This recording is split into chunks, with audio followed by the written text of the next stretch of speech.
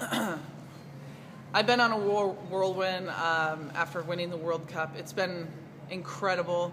I've been all around the country meeting new people, partnering with different partners. Today I'm here with the Doha GOALS Forum, and it is spectacular. They've partnered with the Special Olympics here in LA.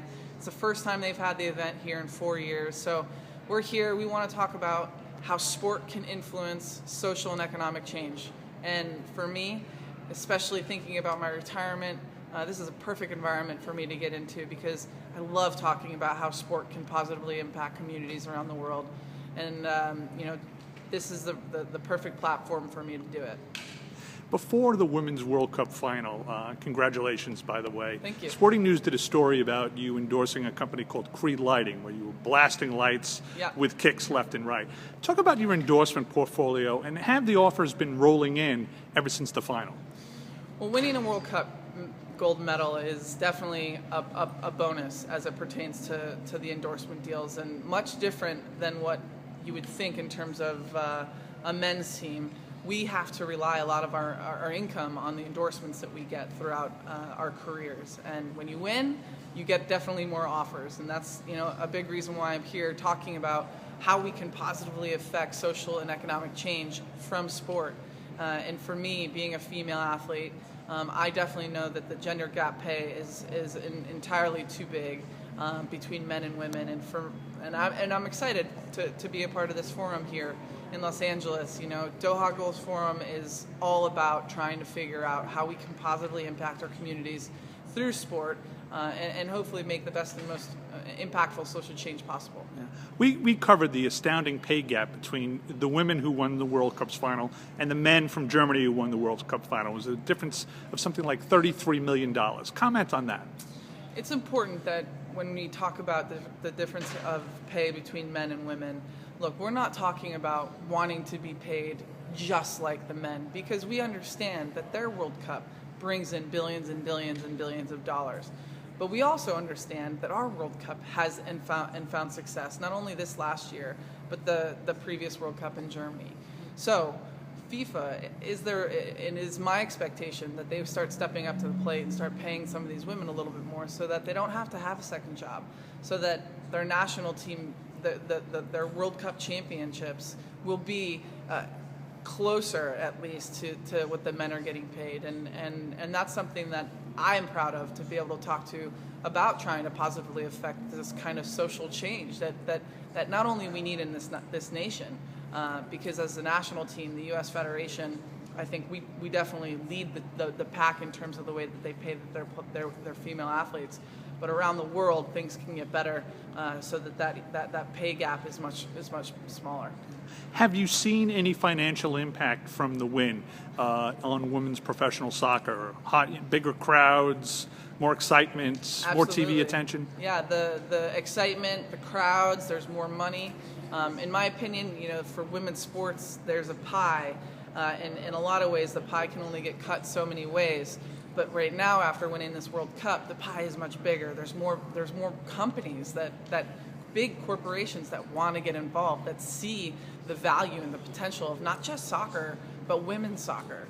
All our NWSL teams are selling out their stadiums right now because people want to get a glimpse of the World Cup champions. And there's also foreign players that are playing in our professional league domestically that showed and wowed people in the World Cup this last summer. So it's an amazing time, not only to be a footballer here in the United States, soccer player, but to be a female soccer player, because we know that bringing home championships just gives us a better platform and another opportunity to start a conversation to get a little bit more pay, that pay gap a little bit closer together.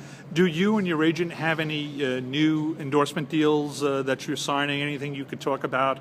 And have you seen any indication that sponsors might offer a sort of favored nation deal where they endorse the whole team? That's interesting, yeah, and I think that for sure. I know that U.S. Soccer is getting more phone calls now that we've won the World Cup. I know that there are certain players, probably the top 5 players of our team, getting more endorsements, getting appearance deals that they wouldn't have gotten otherwise winning the World Cup. It's times like this. The Doha GOALS Forum is a time that we can talk about how do we get corporate sponsors more involved in soccer. The potential is huge. You see a little bit of a downtrend in some of these other major league sports in our country, so the corporate sponsors are going, all right, where's the next big thing? And soccer is it. Soccer is the next big thing in this country, so you want to get in on the ground floor, otherwise you're going to be paying tons of money. Yeah. Like now people pay for those advertisements for the Super Bowl and the NFL. So get on it, people. You guys are going to miss out if you don't. Get on the train. Yeah, get on the train, because we are riding and it's going fast. Yeah. What was your favorite moment from the Women's World Cup final? Was it when the team insisted you put on the captain's band, or was it something else? I think that winning that final whistle and celebrating with my teammates absolutely had to have been my favorite moment. Seeing my family up in the stands and the dichotomy that I was feeling throughout the latter part of the tournament, because I wasn't playing as many minutes as often as I normally had in World Championships before, for my teammates to go out there and do the things that they were doing, and for me to be like having cardiac arrest, it seemed, on the bench because I had no control, and I was just so happy that we were able to win, and Carly Lloyd winning that final game for us and having 3 goals in like a minute, so to speak. The whole thing was just an amazing event. It's a long tournament. Everything had to work out perfectly, and that's why people may or may not understand why it has always been so hard for us to win World Cups, is because there's a lot of games in few days and there's a lot of travel. So I couldn't be more proud of my teammates. And the thing I also love about having won the World Cup, one of my most favorite things, is that now some of these girls are now household names that maybe nobody knew about them before the World Cup, and they have now developed a brand for themselves to be able to create a future, to be able to push the limits on not necessarily having to have another job, or maybe even not necessarily having to have another job when they're done playing, like most of the men's professional athletes in our country, male professional athletes. So that's my goal. It's not going to happen for me, but it's my goal that by the time I finish, I've put the game in a better place, so that next generation will have more money, will have more endorsements, will have more corporate sponsorships in their back pocket, so that we have a little bit more equal like pay to the men. Yeah. Talk about Carly Lloyd. I mean, you're the leading scorer in World Cup history. Was she just in the zone that night? And describe what it's like to be in that kind of mindset where everything just seems to be going in the net. Carly Lloyd just plays big in big games. For knockout round games, and I think almost every tournament we've played, she's played big. And that specific night, she came to play, thankfully. Thankfully, because everybody thought, oh gosh, the game was too far apart in scoreline, but as an athlete, as a person on the American side, I wanted it to be 10-0, but she has done amazing. I couldn't be prouder of her. She's one of the hardest working players on her team, and deserves everything that she's getting post World Cup. I'm sure she's as busy as I am, if not more, and hopefully she can monetarily capitalize on the success that she's been able to achieve, because she absolutely deserves it. Yeah, my daughter is one of millions of girls who plays travel soccer, and they idolize players like you. What would be your advice to them at this young age? Should they focus solely on soccer? Should they play other sports? I'm a firm believer that multiple sports is important. Nowadays, you get these soccer clubs that are forcing you to play year-round soccer, and it's a money thing. It's always a money-driven thing, that they want your money for the full year rather than just the summer, right, or just a portion of the year. For me, the only reason why I was able to achieve the level of success that I was able to achieve is because I played basketball when I was a kid. I learned how to jump, learned how to read the flight of a ball. That's why I'm so good in the air with my head, is because of the time that I played basketball when I was a young kid. So I always tell parents, get your kid to play multiple sports, because the reality of the situation is that your kid probably won't go pro. And that's the truth. Kids need to dream big. They need to work hard to try to achieve those goals. But most people don't end up playing professional sports. Yeah. So they need to be versed in many different sports, so that when they're done playing their specific sport, whether it's soccer or basketball, and not get into the professional ranks, they have something else to do that makes them exercise and have fun and live a healthy and successful life on any level. Right. So what's next for Abby Wambach? I'm just going to keep going on this tour of appearances and meeting people and networking and trying to figure out my next step. Still celebrating. It's been 3 weeks since we won the World Cup, and I really do want to still continue to celebrate this. I get to go on vacation on Friday, so I'm very excited for that. And then we go on our 10-game victory tour to go around the country and share the World Cup with our fans, because they deserve it as much as we do too. Right. Any thoughts about TV? Join Foudy over at ESPN? That's a great question. I just did the ESPYs last week, and all the big people from ESPN are trying to get me to come over to the dark side, so to speak. But I don't know if I'm ready to retire yet. And there's a lot of time between now and the Olympics, and the roster is 18, and my role, I'm sure, will be different as it pertains to the Olympics, but it's also really difficult to turn your back on your country if you're called upon to represent it during an Olympic game.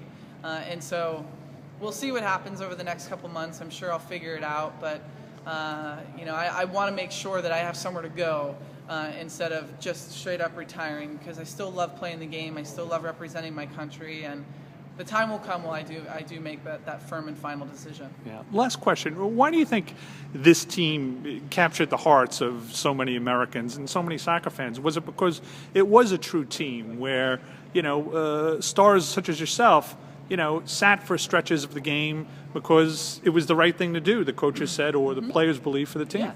I think that it was a complete team because we really did need the 23 players. I think only 3 players out of the 23 didn't see the field, 2 of which were our backup goalkeepers.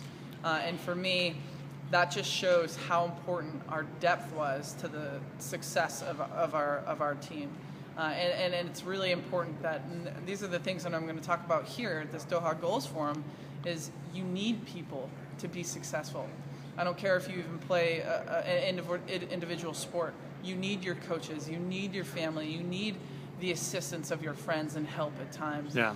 And that's what this is about. It's an inclusion. We want to try to get to a place in our community, in our world, that we use each other in positive ways, especially through sport, my passion, to hopefully drive social and economic change around the world. And that's really the goal. That is the goal that I've always had my whole life. I've always wanted to leave the game better than I found it, whether it be because the girls are going to get better contracts, or whether they get better treatment, whether they get to fly on charter flights like the men do. These are the little things that I am passionate about moving forward. So, our team was a complete team. We had every tool, so to speak, every iron and golf club in our bag that we needed to use, and everyone was used at a specific time for a specific reason. And I commend our coaching staff for making the right decisions, because those are the little intangibles and little technical and tactical things that make the biggest difference. Right. Okay. Anything I didn't go over? Something you want to add? No, it's just been really great to be here, to be partnered with the Special Olympics here with the Doha GOALS Forum, to be able to sit and talk with other people, not only pro athletes, but CEOs and people who can really actually have the impact. I'm an athlete.